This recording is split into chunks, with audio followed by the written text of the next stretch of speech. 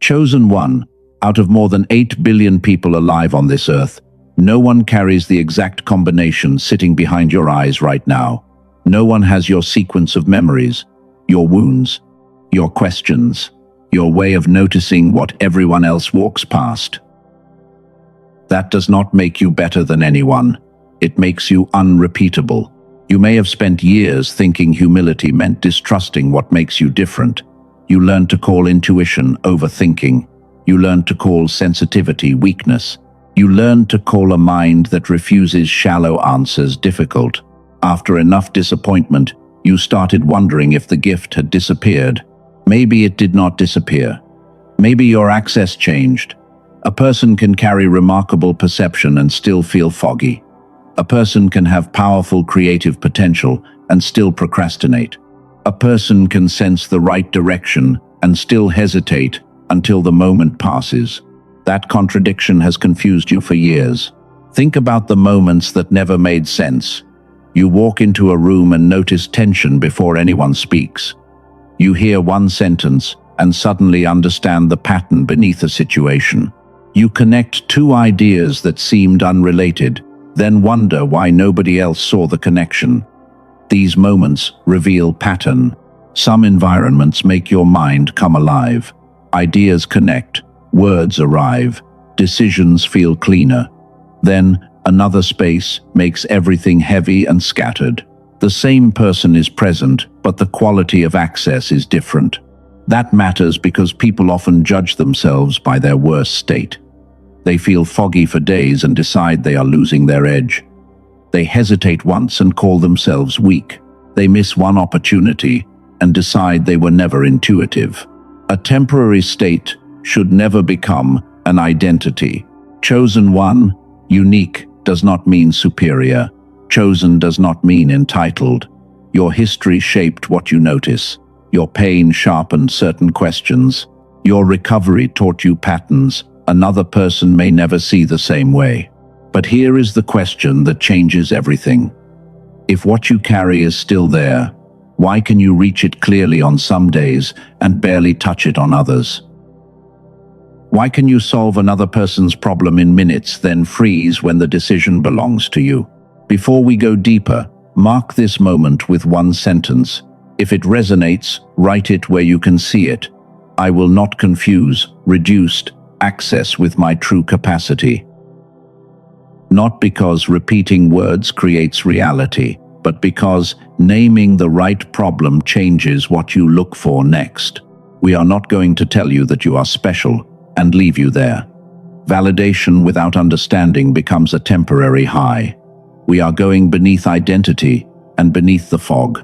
We are separating the gift from the condition that makes it usable.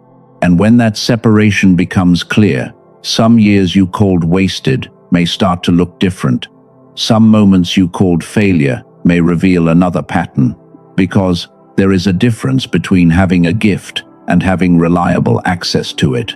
Most people were never taught to see that difference.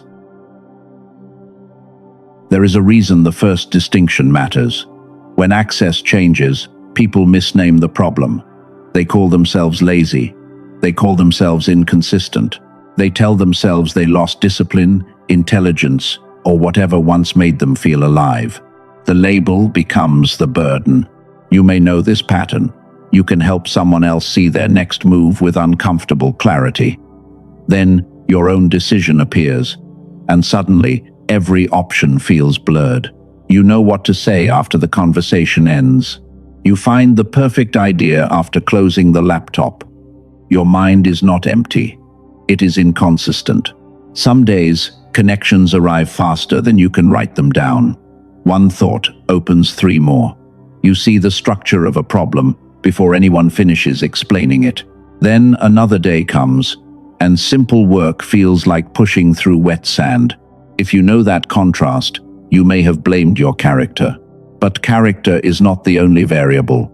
State matters, environment matters, sleep matters, stress matters, attention matters. The condition through which your mind is operating matters. That is why the same person can feel clear at 1 hour and hard to reach at another. This is the first concept I want you to remember. It is the gift access gap. The gift is the capacity you carry. Access is your ability to reach, organize, and use that capacity when life asks for it. Those two things can move together, but they do not always move together. Once you see that, old accusations weaken. Fog is not proof that you became less intelligent. Hesitation is not proof that your intuition disappeared. Low output is not proof that your creativity died. Think back further. There may have been a younger version of you who learned quickly and imagined freely. You were curious before curiosity became impractical. You created before every idea needed a result. Then life became louder. Responsibilities multiplied. Your attention split in more directions. You learned to filter yourself before speaking. You learned to compare before creating. You learned to question an idea before letting it breathe. Access can change. And this is where I want to place one question in your mind. Researchers from a very different direction have explored how parts of the human brain coordinate during complex thinking. That work points toward a question that fits what we are discussing. I am not bringing that answer forward yet. I want you to understand the problem before any solution enters the room. When an answer comes too early, people dismiss it before they understand the problem. So hold this question. What if the thing you thought was gone is not gone at all? What if the real issue is not whether the gift exists, but whether the conditions that once gave you easier access have changed? That question will return later, and it will connect two worlds that rarely meet. For now, watch your own life. Notice when clarity appears. Notice when it disappears. Notice what sharpens you and what scatters you. You are learning the conditions of your own instrument. And there is one label we need to challenge next. You keep saying, I used to be sharper. The deeper question is different. What if you are still sharp, but you are reaching yourself through a narrower doorway? Now we can go deeper into the gap. The first step is not to explain it away. It is to notice how it behaves in ordinary life. You sit down to do the work that matters most, and suddenly your mind feels heavy. You can scroll for an hour, but the moment you open the document, sleepiness appears. Later, when pressure drops, the answer comes. You leave a conversation and replay it in your head. 10 minutes later, the exact sentence you needed arrives. You stand in the shower and solve a problem that resisted you for hours. These prove nothing mystical. They are clues about access. The common explanation is harsh. I am lazy. I have no discipline. I am getting slower. I used to be smarter. I ruined my potential. Those sentences sound like conclusions, but most are guesses. They take a changing state and turn it into a permanent identity. Once you believe the problem is your character, you attack yourself instead of studying the condition. You push harder. You add pressure. You shame yourself for not moving. And pressure can make access even narrower when the work already carries fear, expectation, or emotional weight. This is the heart of the gift access gap. Potential is what exists in you. Access is what becomes available through you. You can have capacity without reliable access. You can have insight without stable execution. You can know more than you can organize into action. That distinction is liberating, but it is not an excuse. It does not mean every unfinished task comes from some hidden force. It does not mean discipline stops mattering. It means discipline works better when you stop using it as punishment and start using it to create better conditions. Think about one task you have been avoiding. Maybe it is a decision or a creative project. Notice what happens before you begin. Do you feel tired, restless, pulled toward distraction? Now notice what happens when pressure drops. Perhaps the answer appears while driving. Perhaps clarity returns during a walk. Perhaps an idea comes while washing dishes. The capacity did not vanish and reappear from nowhere. Something about the condition changed enough for access to return. This is why I want you to stop asking one question so often. What is wrong with me? Replace it with something more useful. Under what conditions do I have the clearest access to myself? That question does not flatter you. It gives you something to observe. Look for patterns. When do you think most clearly? What kind of noise destroys that clarity? Which people leave you focused, and which leave you scattered? What happens after poor sleep or conflict? You are building an access map, not a mystical map, a practical one. You are identifying what widens or narrows the doorway between what you carry and what you can use. The goal is not control. It is to stop treating every change in access as a verdict on who you are. There is another layer, and this is where many chosen one get trapped. Sometimes you see something before you can explain it. You sense the direction of a relationship before there is obvious evidence. You notice a pattern in a project before the numbers confirm it. Then doubt enters because proof has not arrived. That gap between perception and confirmation can make you distrust yourself or trust yourself too quickly. Both mistakes come from the same problem. You have not learned how to hold an early perception without turning it into certainty. This is where maturity starts. You do not kill the signal. You do not worship the signal. You observe it. You test it. You let time, evidence, and reality speak back. There is a name for the tension you feel while waiting for that response, and we will give it that name next. Remember what we have established. Your worst day does not define your mind. Your fog is not your identity. Your hesitation is not proof that the gift disappeared. The deeper question is whether access can be understood and strengthened. And if that is true, then the years you call decline may not tell the whole story. Perhaps you did not become less capable. Perhaps you became more burdened, more distracted, and less aware of the conditions that once gave your abilities room to surface. The next layer is more subtle. Why do some people sense a pattern long before they can prove it? And why does that delay make them doubt themselves so deeply? The delay between what you sense and what you can prove has a cost. You notice a change in someone before they admit anything has changed. You feel resistance around a project before the numbers reveal a problem. Then nothing obvious happens, so you begin to question yourself. This is where many perceptive people become their own harshest critics. They think, if I cannot prove it yet, maybe I imagined it. Then they silence the early signal, or they make the opposite mistake and treat every feeling like certainty. Neither path creates discernment. There is a healthier middle. You can notice a signal without worshipping it. You can respect perception without turning it into prophecy. You can hold a possibility gently while reality gives you more information. That space requires patience, but it also protects you from fear and fantasy. There is a name for this space. It is the proof delay. The proof delay is the distance between noticing a pattern and receiving enough evidence to understand what the pattern actually means. Think of Joseph carrying a dream before he carried evidence. The point is not that every private impression is a divine message. The point is that meaning often develops before confirmation arrives, and maturity is learning how to remain grounded while you wait. The old version of you may have handled this delay in one of two ways. You either abandoned what you sensed because nobody agreed, or you defended it too quickly because disagreement felt like rejection. Both reactions make the signal harder to evaluate clearly. So here is the shift. You do not need immediate validation. You need a process. When something feels important, write down what you noticed before explaining it. Then, separate the observation from the story you are telling about it. Finally, wait for reality to answer.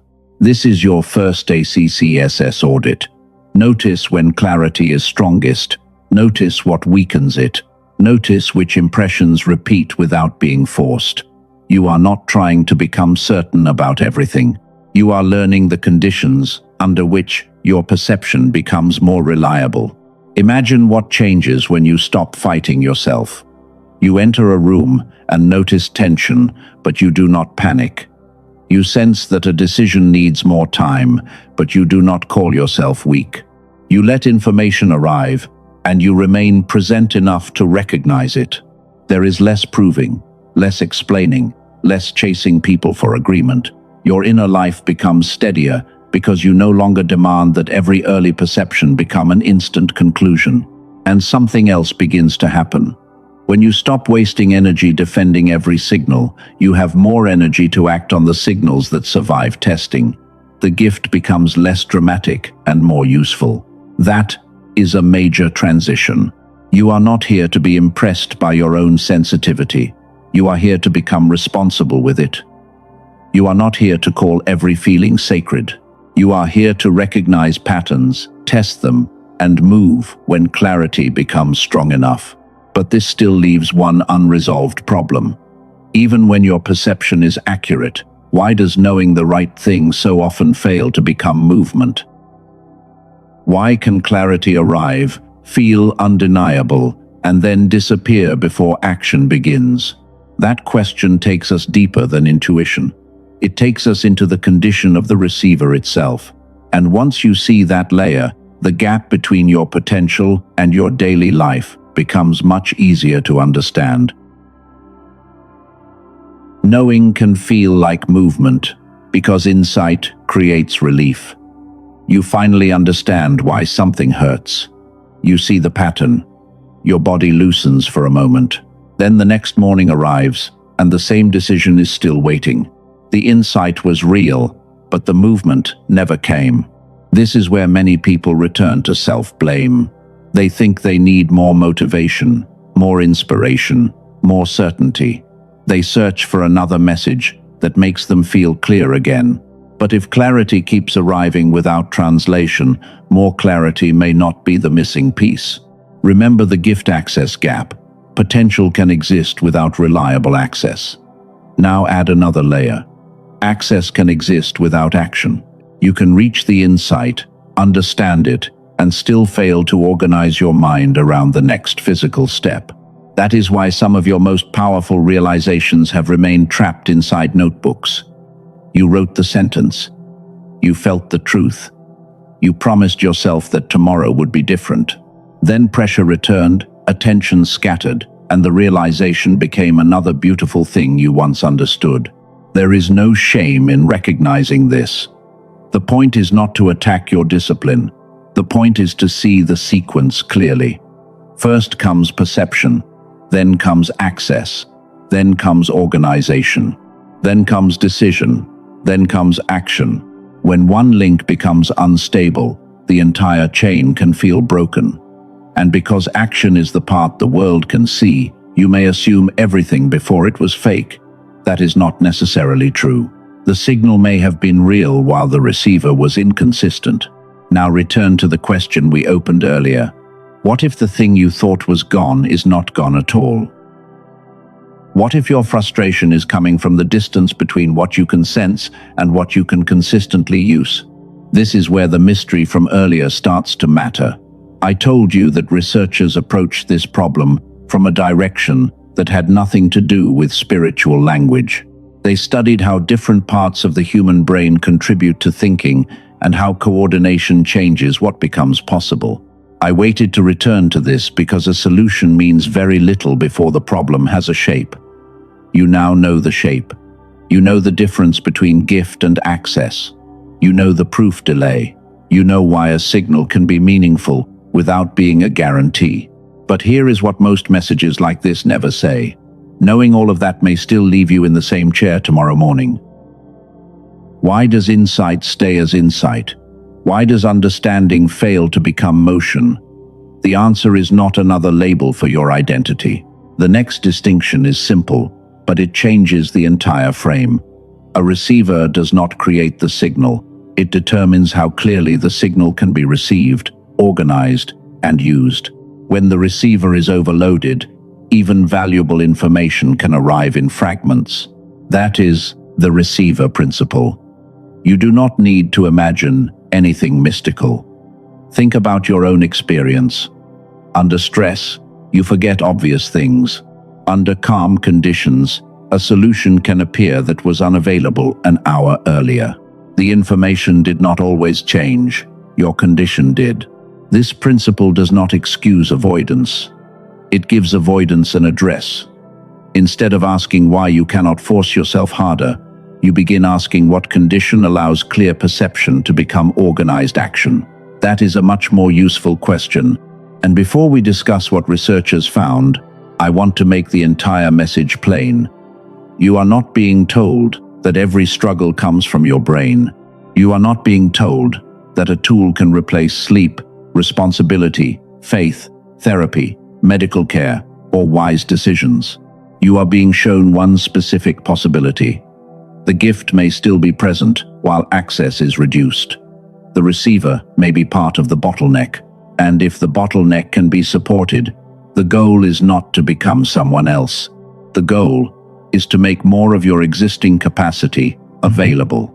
Hold that thought, because the research I promised to return to gives us a concrete way to talk about this receiver without turning it into vague spiritual language. And the reason I waited until now is that you can finally hear the answer without confusing the tool with the gift. Here is what you now know. Your struggle is not automatically proof that the gift disappeared. You have seen the difference between capacity and access.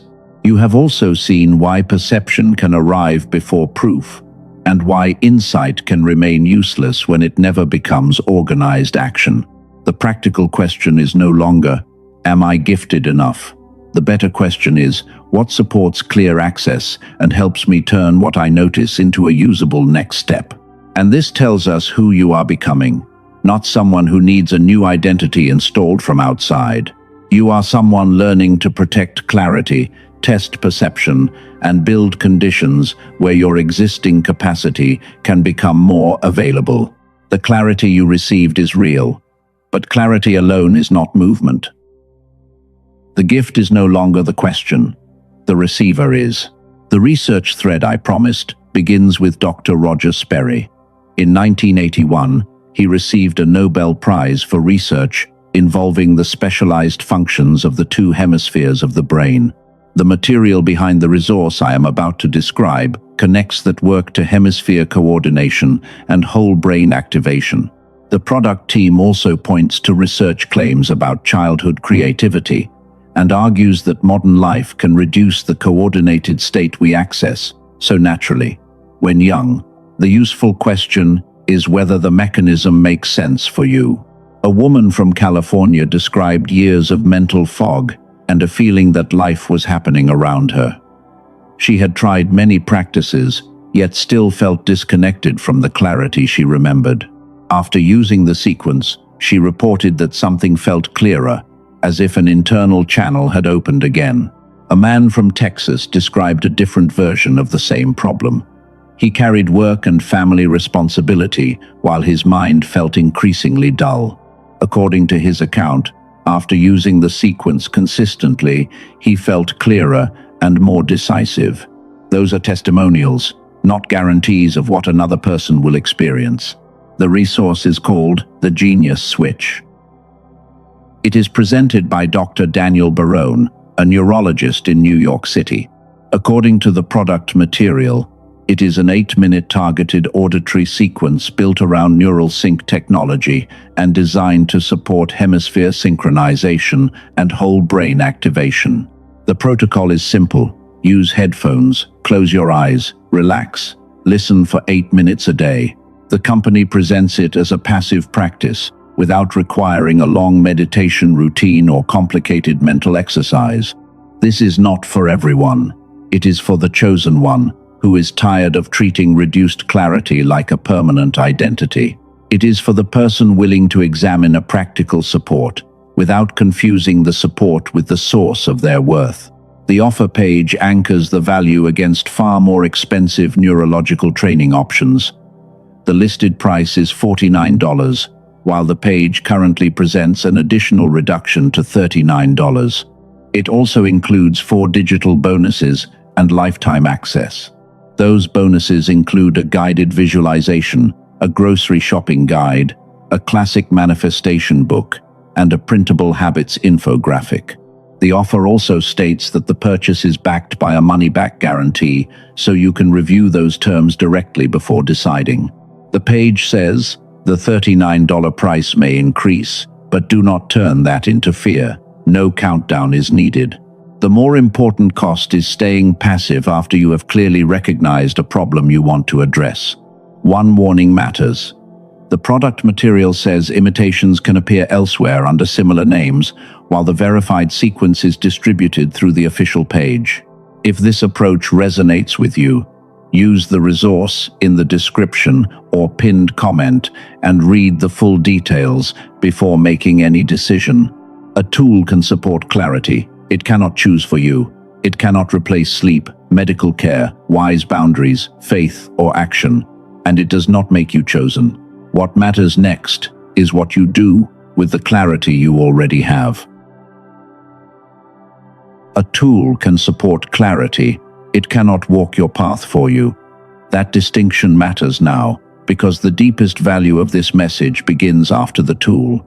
The receiver matters, but a clear receiver still needs a person willing to move. This is where many people get stuck again.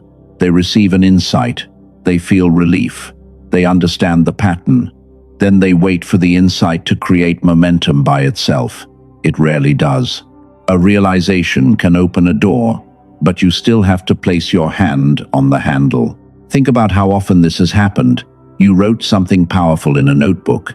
You felt certain about the next step. You promised yourself you would act tomorrow. Then tomorrow became noise, responsibility, fatigue, and another open tab in your mind. The common explanation is that you need more inspiration, another message, another sign, another emotional peak. But if the first insight was clear enough, more inspiration may only delay the translation you actually need. Here is the hidden mechanism. Insight gives you recognition. Action gives that recognition a physical direction. Without action, the mind can keep revisiting the same truth, because nothing outside the mind has changed yet. A revelation you admire changes your mood. A revelation you translate changes your life. The movement may be small, but it must become visible somewhere. Use the 24-hour translation rule. When a meaningful insight survives testing, turn it into one concrete expression within 24 hours. Not a grand plan, one decision, one conversation, or one physical action. If a relationship needs a boundary, write the sentence you need to say. If a project matters, open the document and complete one section. If a decision needs more evidence, schedule the call or gather the information. Translation makes the insight measurable. Chosen, one language can become passive if it only tells you who you are. Identity matters, but identity without behavior becomes fantasy. Your gift becomes useful when it enters time, conversation, work, and choice. You do not need to prove anything dramatic today. You need one honest movement. The nervous system often trusts what you repeatedly do more than what you repeatedly promise. And notice the balance. The tool described earlier can support clarity if it fits you. It cannot send the message you have avoided. It cannot finish the proposal. It cannot apologize. It cannot say yes when courage is required. That responsibility belongs to you. Your future is not waiting inside a product. It is shaped by the relationship between clearer access and repeated action. This is the third breakthrough.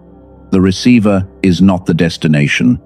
It can help support clearer access. The destination is movement aligned with what survives discernment. So ask yourself one question now. What is the smallest physical action that would prove I am taking this insight seriously? Do not choose the most impressive action. Choose the one you can actually complete. Then complete it before the feeling fades. That is how trust with yourself begins to return. One kept promise, one clean decision, one conversation that finally happens. When access begins meeting action consistently, life stops feeling like a collection of unrealized possibilities. It starts becoming a sequence of completed responses. That is the future we are about to look at next. Picture an ordinary morning. Nothing dramatic happens. You wake up and notice that your mind is not immediately pulled in 10 directions. The first important task is easier to recognize. You do not need an hour of confusion before you know where your attention belongs. At work, an idea appears and you do something with it. You write the paragraph, you send the proposal, you make the call. The value is not endless ideas. The value is that fewer of them die before they reach the world. In relationships, clarity changes the timing of your honesty. You say what needs to be said before resentment builds. You notice when a boundary is needed, and you speak before frustration becomes distance. Your inner knowing and outward behavior start matching. And in your calling, something becomes quieter. You stop demanding the entire map before taking one step. You stop treating uncertainty as a command to freeze. You ask for the next honest movement. Then you act on what survives, reflection and discernment. This is what access meeting action can look like. Not constant genius, not perfect intuition, not a life without stress. A more stable relationship with your own clarity. If the resource described earlier stirred something in you, the official path is still available in the description and the pinned comment. You can review the details for yourself. There is no need to force a decision that does not feel grounded. The deeper point remains the same. A resource may support the receiver, but you still decide what enters your calendar. You still decide what conversation happens. You still decide whether an insight becomes behavior. You do not need to become another person before your life can change. You need to stop abandoning the person you already are. Every time access becomes difficult. And if a part of you says, if I truly had a gift, I would already have results, challenge that thought. A gift is not an outcome. Access is not an outcome. Even action is not a guarantee of immediate reward. The sequence is more grounded. Gift, access, discernment, action, repetition. That is how something internal begins to shape something visible. You are not disqualified because clarity had to be rebuilt. What matters is whether you understand the sequence well enough to stop confusing one broken link with a broken identity. Soon, we will close with one final distinction. The thing no one else has is not a trophy. It is not proof of superiority. It is the responsibility to become a faithful expression of what only your life can carry. Chosen one. You do not need to prove that you are better than anyone. You do not need the world to confirm every signal you have felt. You only need to become more faithful to what is true. For a moment, let the pressure fall away. Release the shame attached to the fog. Release the comparison. Release the years you spent calling yourself inconsistent, late, difficult, or wasted. Close your eyes, if it is safe to do so. Let your breathing slow. Imagine a quiet room with a simple control panel in front of you. Nothing is broken. Nothing needs to be replaced. There is only dust covering switches you stopped touching long ago. See your hand move toward that panel. You are not installing a new identity.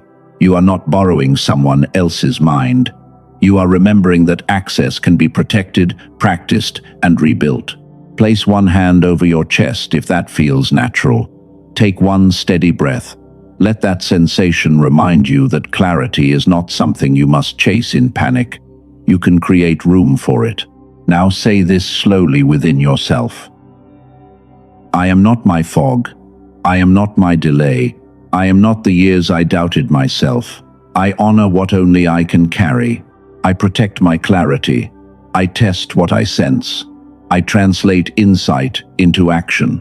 I do not need to be better than anyone to become fully myself. And this is the final meaning of one of one. It does not mean the universe owes you a throne. It means your exact life cannot be lived by another person. Your expression cannot be duplicated.